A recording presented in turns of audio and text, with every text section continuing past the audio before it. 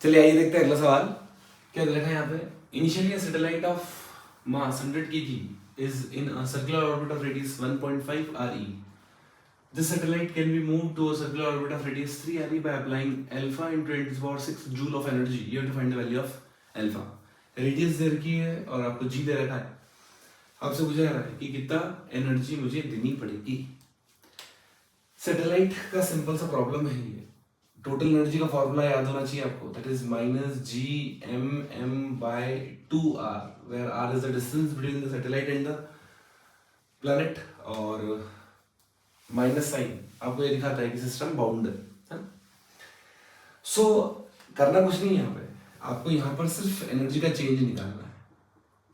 System की total energy का change निकालना है, उतनी ही एनर्जी आपको देनी पड़ेगी। करेक्ट? चलो, so final energy minus initial energy, final energy कितनी है? Minus G M mass of the earth into mass of the planet divided by 2। Distance कितनी है? डिस्टेंस है 3r, minus of minus that is plus G M M by 2r। पहले distance कितनी थी? उन्होंने बोला 1.5r थी, तो मैंने लिख लिया 3/2। करेक्ट? कॉमन निकाल लेते हैं। जी एम एम बाय 3r अगर मैं कॉमन निकाल लूँ तो अंदर कितना बचेगा? 1 माइनस 1/2। तो जो एनर्जी आ गई मेरे पास वो आ गई इतनी। अब आप देखो मैं क्या कर रहा हूँ, यहाँ पर r का मल्टीप्लाई कर लेता हूँ और r का डिवाइड कर देता हूँ। क्यों कर रहा हूँ ऐसा? क्योंकि G M by R square G बन जाएगा, तो मेरे पास आ गया M G into radius of the earth divided by 6। ठीक है, अब मास दे रखा है अपने को, मास दे रखा है 100, इसको पुट कर देते हैं। जी वैल्यू दे रखी है 10 और रेडियस दे रखा है 6 into 10 to the power 6 divided by 6। तो मेरा आंसर कितना आ गया? 1000 इंटू 10 टू द पावर 6। तो अल्फा की वैल्यू कितनी आ रही है मेरे पास? 1000। चलिए आइए देखते हैं अगला सवाल। The escape velocity from a spherical planet A is 10 km per second, and the escape velocity from another planet B, whose density and radius is 10% of those of planet A is. आपको escape velocity बतानी है B planet की। अब आप देखिए ध्यान से, हमें escape velocity का फॉर्मूला पता है, it is under root 2gm by r, right? But हमेशा जो भी क्वेश्चन आप सॉल्व करो बेसिकली गिवन डेटा और जो आपके पास फॉर्मूला है वो लिंक होना चाहिए। ठीक है, इसका मतलब आप देखो यहां पर हमें मास के बारे में कोई इंफॉर्मेशन नहीं है, लेकिन डेंसिटी के बारे में है, तो आप अपने फॉर्मूले को डेंसिटी में क्या करो? कन्वर्ट करो। So basically you know that density equals to mass upon volume. So density into volume 4/3 pi r cube, sphere होता है यूटी, डिवाइडेड बाय आर का अंडर रूट। अब आपको समझ में आएगा ऐसे कि ये कितना बचा? ये आर स्क्वायर हो गया, बगैर अंडर रूट में। तो जो एस्केप वेलोसिटी है वो प्रोपोर्शनल आ गई मेरे पास root over rho into R, बाकी सब तो कांस्टेंट। तो आर स्क्वायर का कितना हो गया? रूट के बाहर क्या आर हो गया। अब रेशियो लेना बहुत आसान है, क्यों? क्योंकि नए प्लैनेट की जो एस्केप वेलोसिटी है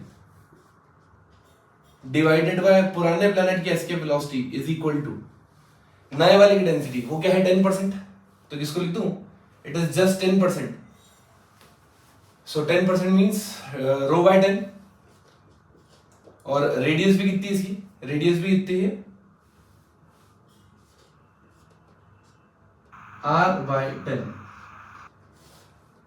ये रो एज इट इज और यहां पर ये r एज इट इज। ठीक, नाउ इसकी स्पीड कितनी भाई? 10 किलोमीटर पर सेकेंड। तो मैं यहां पुट कर रहा हूं उसको, ये रो रो कट गया, आर आर कट गया, तो मेरे पास अंडर रूट यहाँ पे 10 रूट 10 बचा इनटू वेलोसिटी पुराने वाले की, इसकी वेलोसिटी नए प्लैनेट की आ जाएगी। ठीक है, प्लैनेट बी। नए वाले की कितनी है वो निकालना है, पुराने वाले की 10 किलोमीटर पर सेकेंड। तो यहाँ हो जाएगा मेरे पास 1/100 10 रूट 10 इंटू 10 किलोमीटर पर सेकेंड। ठीक है, तो आप चाहो तो इसको मीटर पर सेकेंड में भी कन्वर्ट कर सकते हैं अपन, क्योंकि ऑप्शन जितने भी थे वो सब मीटर पर सेकेंड में था। तो मैंने इससे 10 किलोमीटर पर सेकेंड को मीटर पर सेकेंड में कन्वर्ट कर लिया। तो मेरा आंसर कितना आ गया भाई? ये आ गया 100 रूट 10 मीटर पर सेकेंड। आसान। चलिए आइए देखते हैं अगला सवाल। Net gravitational force at the centre of square is found to be F1 when four particles having mass m, 2m, 3m, 4m are placed at the four corners of the square as shown in the figure। तो यहाँ पे 4 मास रखे हुए हैं और centre पे force कितना लग रहा है, F1 लग रहा है, ठीक है। And it is F2 when the position of m and 4m are interchanged। The ratio of F1 by F2 will be alpha by root 5। Alpha की वैल्यू निकालना है। देखो कितना सिंपल सवाल है। यहाँ पर अपन कैलकुलेशन से ज्यादा फील पे जाएंगे और उससे जल्दी हो जाएगा। देखो ध्यान से कि ये पॉइंट मैं मान लेता हूँ, यहाँ पे मैं कोई स्मॉल m मास प्लेस कर देता हूँ, ठीक। अब उसके कारण फोर्स निकाल लो, है ना। अब देखो सबसे हर पॉइंट मास से दूरी बराबर है, दूरी बराबर है, और ये एक मास मैंने स्मॉल m यहाँ पे मान लिया है, ठीक है। सो बेसिकली यहां पर जो भी फोर्स लगेगा सिंगल m के कारण, वो उसको मैं F बोल देता हूं। क्या बोलता हूं मैं, ये F है, ठीक है। डेटा पे नहीं जा रहे हैं अपन, है ना, मतलब मैग्नीट्यूड पे नहीं जा रहे हैं, कॉमन सेंस पे जा रहे हैं। तो सिंगल मास के कारण फोर्स कितना है, F। अब एक काम करते हैं, यहाँ पर ये ग्रेविटेशनल फोर्स है तो ये अट्रैक्टिव नेचर का होता है, तो अपन इसको यहाँ पे बना लेते हैं इस तरह से। सिमिलरली ये 3m है तो यहाँ पे 3F हो जाएगा, तो नेट फोर्स कितना हो गया, 2F। सिमिलरली ये 2m इधर पुल करेगा और ये 4m उधर पुल करेगा, तो इसका भी नेट फोर्स कितना हो जाएगा, 2F। और क्योंकि हमें पता है दोनों 90 डिग्री पे है, स्क्वायर का सेंटर है, दोनों डायगोनल के हैं 90 डिग्री पे, तो आप देखो जो नेट फोर्स हो गया F नेट, वो कितना हो गया, 2√2F। करेक्ट, सिर्फ फील है। अब देखो अपन एक काम करते हैं, सेम सिस्टम को यहां पर रखेंगे, और इस बार उन्होंने बोला है कि जो 3m और 4m की पोजीशनिंग चेंज कर दो बस, बाकी m और 2m तो वही रहेगा। करेक्ट। सो हमने जो m के कारण फोर्स माना था F, ये 4m के कारण 4F हो जाएगा, तो नेट फोर्स कितना हो गया, 3F। 4F minus F, 3F। Similarly in दोनों के कारण देख लेते हैं, ये 3F किधर आएगा, इधर पुल आएगा, और 2F इधर आएगा, तो नेट पुल कितना हो गया, इधर F। अब ये दोनों भी क्या है 90 डिग्री पे, तो इनका रिजल्टेंट निकाल लेते हैं। तो जो F2 जो है वो है √a² plus b², that is √10F। बस काम खत्म।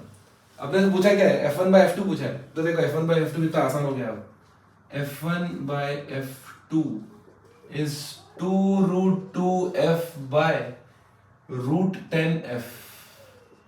F गेट कैंसिल, सो √2 से √2 गया, √5 बचा, मेरे पास आंसर आ गया 2 by √5 is equals to F1 by F2। So आपको अल्फा बाय √5, तो अल्फा की वैल्यू कितनी आ गई, 2 आ गई। बहुत आसान। चलिए आइए देखते हैं अगला सवाल। 3 masses 200 kg, 300 kg, 400 kg are placed at the vertices of an equilateral triangle of side 20 meter. They are arranged on the vertices of a bigger triangle of side 25 meter and with the same center. The work done in this process will be, ठीक।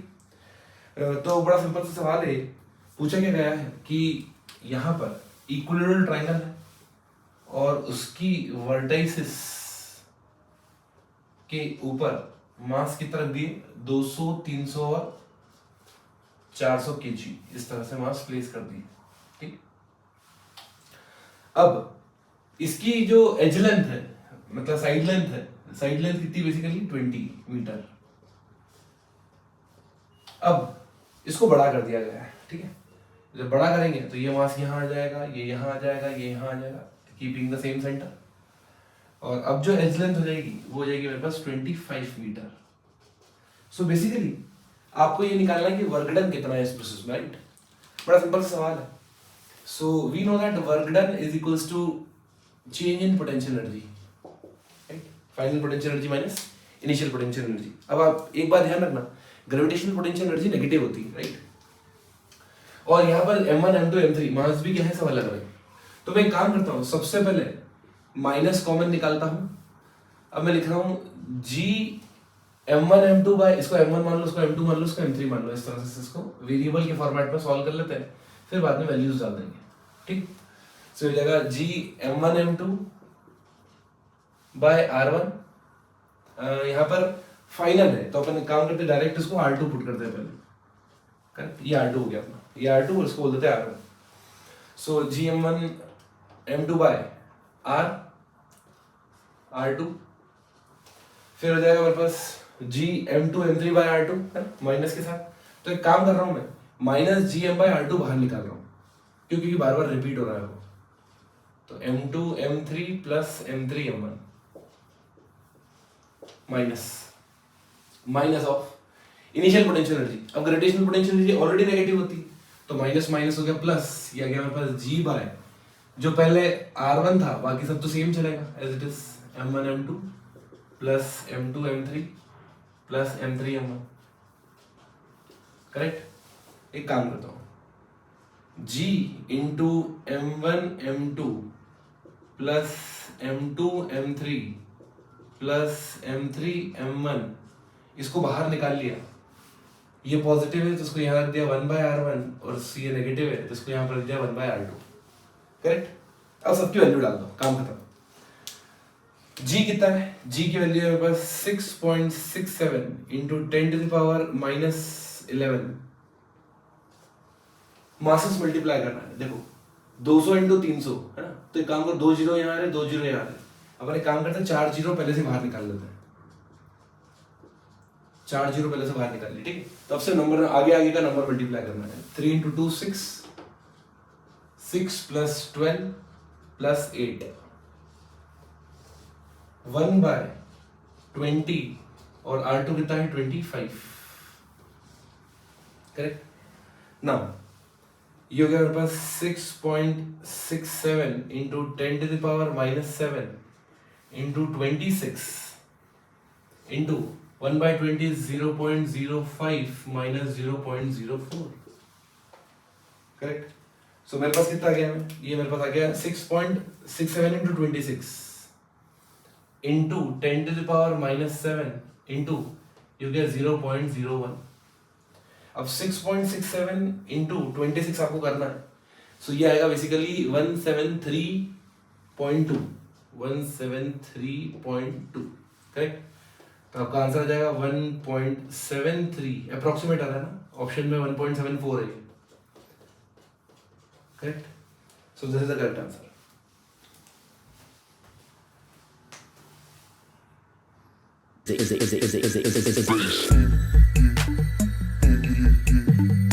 Physics के फंडे,